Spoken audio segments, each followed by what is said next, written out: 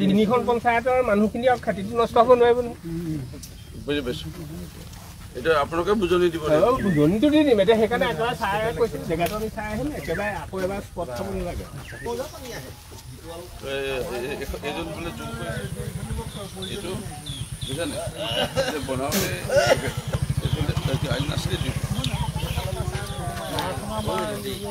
মই নতুনকৈ সমষ্টি পুনৰ নিৰ্ধাৰণৰ পিছত মইনী সমষ্টিৰ অন্তৰ্গত এই চিন্তামণিগড় এই অঞ্চললৈ আহিছিলোঁ।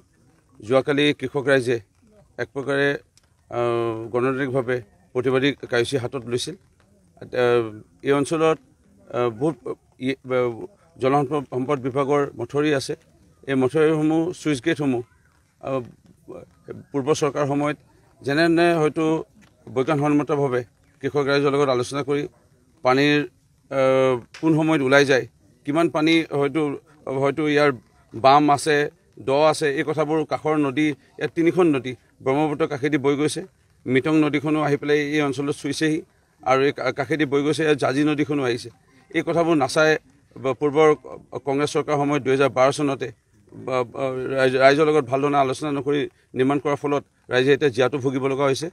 আৰু ইয়াৰ ফলত কৃষক ৰাইজৰ কথা শুনি মই আজি আহিছিলোঁ। মোৰ লগতে জলসম্পদ বিভাগৰ কাৰ্যবাহী অভিযন্তা কলিতা ডাঙৰীয়া, যোৰহাট জিলা আয়ুক্ত মহোদয়ৰ হৈ চক্ৰ বিষয়া বেদান্ত বৰুৱা ডাঙৰীয়া, স্থানীয় সকলো ৰাইজ আছে। আমি পৰামৰ্শ লৈছোঁ আৰু মোৰ বিশ্বাস ৰাইজৰ পৰামৰ্শৰ মৰ্মে আমাৰ যিসকল এতিয়া আমাৰ অভিযন্তা আছে তেওঁলোকৰ লগত কথা পাতি আমি এটা সমাধানৰ পথ নিশ্চয় ওলাম। ৰাইজে বিচাৰিছে যে পাৰিলে মটৰ দিবলৈ, ৰাইজে যিহেতু খেতি অনিষ্ট হ'বলৈ গৈ আছে, আমি চেষ্টা কৰিম মটৰ দিয়া আৰু ৰাইজৰ এই বহু বছৰ ধৰি ভুগি থকা সমস্যা সমাধানৰ নিশ্চয় পদক্ষেপ গ্ৰহণ।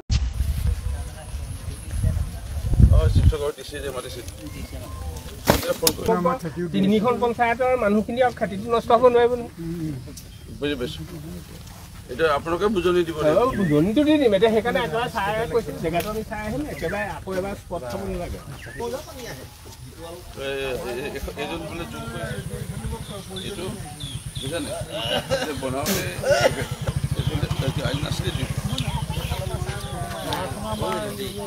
মই নতুনকৈ সমষ্টি পুনৰ নিৰ্ধাৰণৰ পিছত মইনী সমষ্টিৰ অন্তৰ্গত এই চিন্তামণিগড় এই অঞ্চললৈ আহিছিলোঁ। যোৱাকালি কৃষক ৰাইজে এক প্ৰকাৰে গণতান্ত্ৰিকভাৱে প্ৰতিবাদী কাৰ্যসূচী হাতত লৈছিল। এই অঞ্চলত বহুত জলসম্পদ বিভাগৰ মথৰি আছে।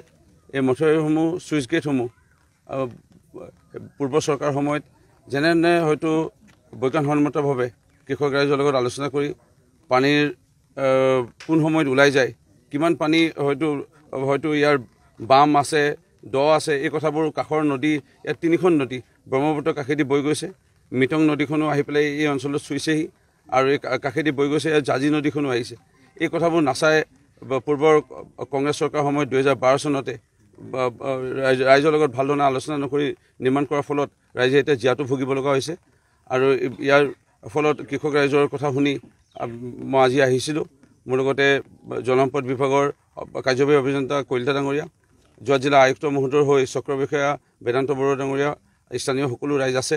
আমি পৰামৰ্শ লৈছোঁ আৰু মোৰ বিশ্বাস ৰাইজৰ পৰামৰ্শৰ মৰ্মে আমাৰ যিসকল এতিয়া আমাৰ অভিযন্তা আছে তেওঁলোকৰ লগত কথা পাতি আমি এটা সমাধানৰ পথ নিশ্চয় ওলাম।